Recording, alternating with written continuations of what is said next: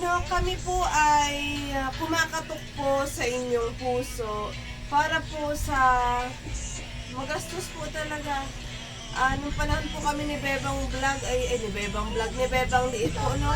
Yung ginastos po talaga namin ay kulang po talaga yung 5,000. Tapos po, ang akin lamang po, dahil kung pipiliin po nila, nasa Batangas po magpa-check up, naranasan ko rin po yung tumuloy po kami dun sa pinoprovide po ni Gob Edgar Jano, yung pwede pong tulugan doon na bahay, para kung mayroon pong gusto magpa-check up sa Batangas yun. Naranasan ko po yun. Iko-coordinate ko na lang po sa office po ni Governor Ed. At gayon pa muna, sabi po namin kay Mayora Marcos po na ibigay po namin yung concern namin para nga po kahit pa paano po makadagdag po sa amin pong sa kanya pong gastusin para po mapacheck up po ang kanyang anak. So 4 years old pa lang po kasi, so siyempre po habang bata po talaga kung pwede po ay ipacheck up na po agad-agad.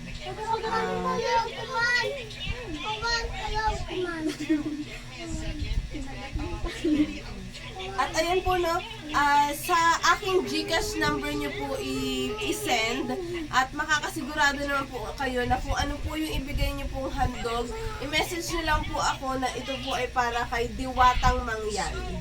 Na po, yung inyo pong ipagkakaloob ay para po sa pagpapacheck up po, pagpagamot po ng batang 4 years old, nagpapa-check up po sa isang neurologist po. No. So ito po ang aking GCash number 0912-011-7500.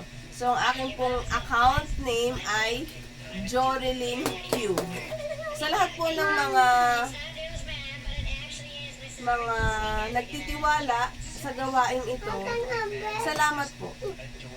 Pero ang akin pong buhay na punong-puno po ng pagsubok ay hindi po yung isang dahilan para tumigil ako. Kaya talagang sabi ko po sa ating Diwatang Mangyan, sige, pupunta ako dyan.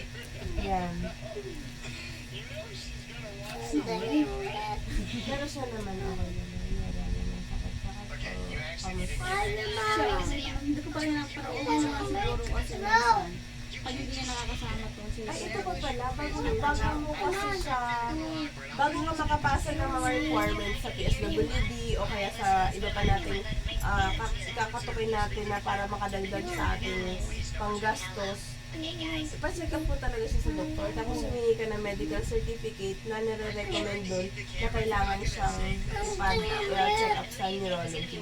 Kaya kailangan talaga, gagastos ka talaga muna ng sarili mo. Dito muna tayo magpa-check up ito yung doktor natin dito sa Sablayan. Bali, meron na siya dyan, hindi rin siya, binigyan lang siya ng certificate na parang kaso hindi i-honor yun kasi ang in-honor talaga is galing sa neurologist. Kasi nag-try na ako dyan, nagsabi niya rin ako dyan dati, nag-ano na rin ako dun sa ni Bob dyan. Yung mga pinakita ko yung mga requirements is hindi yun pwede kasi may mga hindi talaga sila na kailangan galing sa neurologist, kailangan yung ganito talaga, tapos minsan kailangan pa yung resibo bago sila kaya ang mahirap sa kanila humingi ng tulong kasi nga kailangan minsan yung resibo, yung kailangan talaga na galing sa doktor na yun. Pag yung mga dito, hindi lang nila tinatulong. Kasi kailangan ang makikita talaga nila is galing sa neurologist. Pero doon sa PSWD, balikan natin yun. Ang pwede lang doon, ang ina-accept naman nila doon, ang alam ko yung may medical certificate na at saka may sinasabi doon na ipa-check up siya sa neurologist. Para matuloy, para at least po may makuha pong pandagdag sa department po ng PSWD. So tutulungan ko po ang ating Diwatang Mangyan, ang ating kababayan mula po sa bayan ng Sablayan para po mapacheck up agad-agad po ang bata. Kasi nga po si Bebang Liit noon ay 3 taon nung pina-check up ko po siya. At mabuti naman po at negative po siya. Wala po siyang problema po sa utak. Kasi nga po, si Bebang Liit ay ilang beses po nagkumbulsyon. Yung talagang, kay Bebang Liit, yung talagang patay na siya. Ganun, as in yung, gano'n na. Diba talaga nag-ano siya sa epilepsy? Yung convulsion talaga na, wala na, itim na. Ilang beses siya nag-gayon. Yung nag-ano lang sa kanya. Ba't siya sinasabi? Pag tumataas ang lagnat po, Yun yung nagtitrigger. yun yung nagtitrigger kaya siya kinukumbulsyon. At ang maganda nga po yun, dahil napa-EEG EKG na siya, doon nakita na wala namang damage yung brain niya. Kaya ngayon, na-stop na yung ano niya. Pero nagiging maingat pa din ako na pag siya may sinat, talagang agad ako, punas ng mga singit-singit. Tapos pag tumaas ang kanyang lagnat, talagang halos punas. Tapos dito, ang sekreto ko rin pong ginagawa, hindi po dito ako naglalagay ng bimpo. Yung piniga na bimpo, dito po sa ilalim ng pusod. Tapos nilalagyan ko siya ng diaper. Dito. Dito. Mas nandiyan sila mga Di ba po kasi nandito ang init? Yan. Yun po ay in-advise sa akin po ng tita po ng aking asawa. Tita Elsie, Bautista po na nasa Pampanga. At malaking tulong yun. Kaya pwede mo rin i-apply yun pag nagkalagnat na iyong bukod pa sa pag-iinom ng tamang gamot, tamang oras. Kasi na mahirap sila pa inumin ng gamot. Sobrang hirap. Ito si Gideon, di ba no, yung sinama mo na sa tubig o sa ano, kahit nalunok niya na sinusukan na ulit. Kaya ang nangyayari talaga niya, kapag may ano siya, pinupunta ko talaga sa doktor kasi inject yung ginagawa. So lagi pag sa ano minsan konting ano, sa district hospital kami, nilalagay siya dito kasi dito talaga dinadaan yung gamot ini-inject. So mas mahal yung nagiging gastos. So hindi mo talaga siya mapapainom kahit anong gawin sa Ay, lobat ka? lobat. Ay, lobat po, bunso. Charge natin, ha? Pagkagat niya, siya kasi ano lang siya.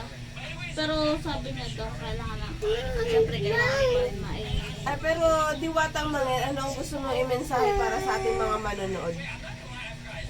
Medyo lang sa mga boses. Hello po, bali po, sa alam ko na siyempre yung ibang tao na sasabihin ginagamit yung social media na para sa ganyan. Ang sa akin po kasi, hindi naman sabi ko nga kayo na dun sa post ko kasi hindi ko talaga kinaya yung emotion ko kayo na nakita ko talaga siya kaya na nangudgud talaga siya tapos duguan talaga yung ano niya, yung mga labi yan, tumutulo sa ganito tapos hindi ko pa siya control talaga nagwawala pa rin talaga siya parang durog na durog talaga yung puso ko na hindi ko alam kung paano siya kontrol tapos binabato niya ako, sinusuntok niya ako, yung ganun. Kasi hindi ko po may ano sa video kayo na kasi baka sabihin ng iba na parang ginagamit ko. So hindi po yun ang gusto ko. Gusto ko kasi maging aware dun sa iba na dapat unawain nila. May times kasi minsan na sinasama ko siya sa palengke. Doon siya nag-trigger, doon siya nagwawala o doon siya talaga nananakit.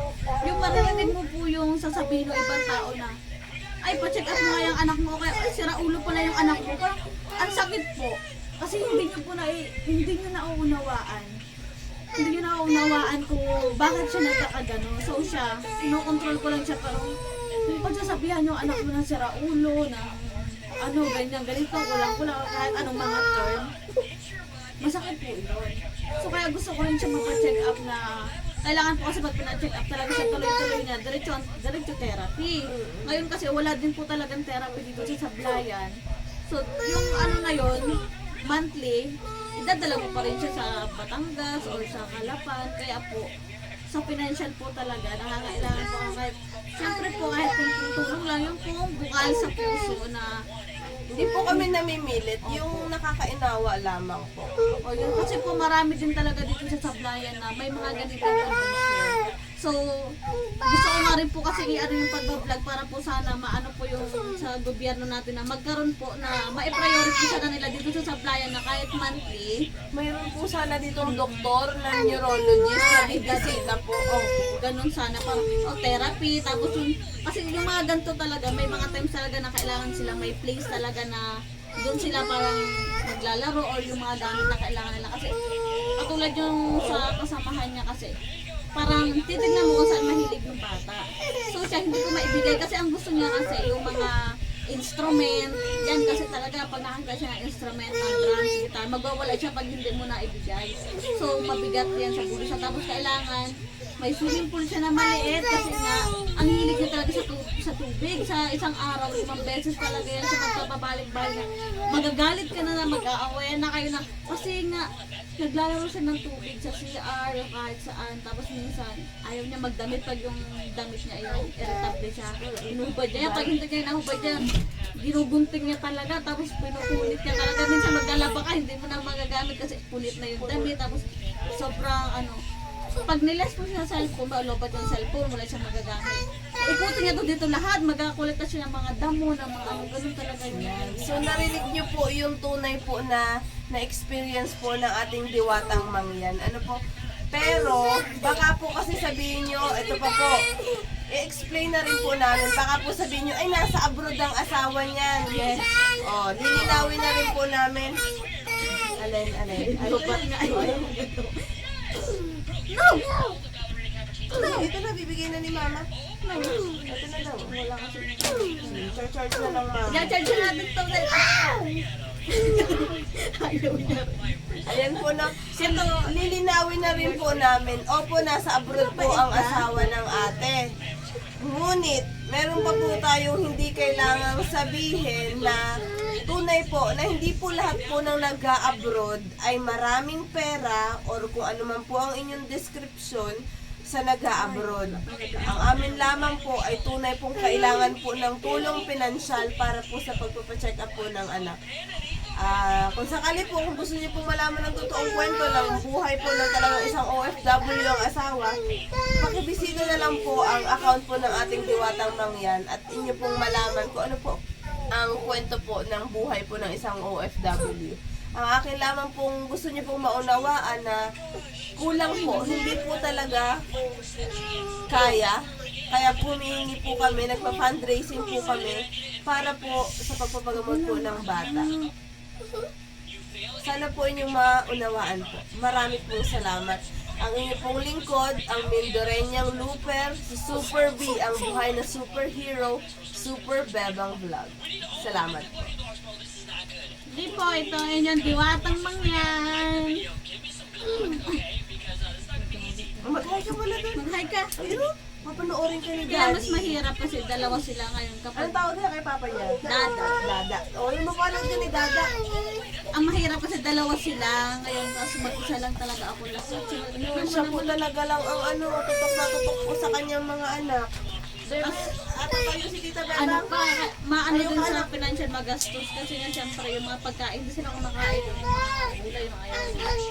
Di ba rin magutom sila? Pag ayaw nila yung pagkain, kahit magutom sila, hindi sila kakain. Bebe, tatayo Tita Beba. Tatayo, dali na. Ayan, basang-basa ng tali. Ano ba yun? Video yun. Mag-hi ka muna doon. Mapapanood ka pala ni Daddy. Ay, ni Dada pala. Ano nga ba? Ano Ano ang say pinapabili hi? mo kay Dada? Ano pinapabili mo kay Dada? Ano pa mapapanood ka ni Dada pala? Ito na lang, ito na lang, ito na lang. Say hi to Dada. Sabi Ano ko kahit sabihin mo kay yung... Dada? Patay mo muna yun. You say hi to Dada.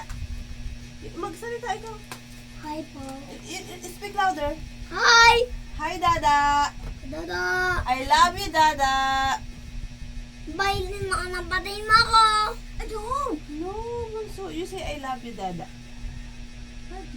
Di ba love mo si Dada? Yes. Love si Dada. Love si Dada.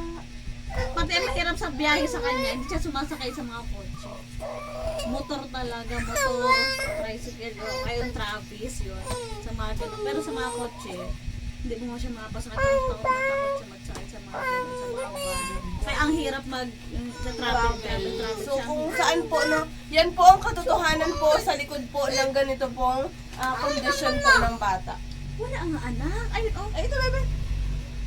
Yan, tamo, sira na din. Sira na lahat ng LCD. Kiss mo na Tita Bebang, kiss. Hug Tita Bebang. Siya kapag na, siyempre parang Siya po 2 years old lang po siya. nahahawa na dun sa kuya niya ng ka-anuhan niya. Ano, no. Ay,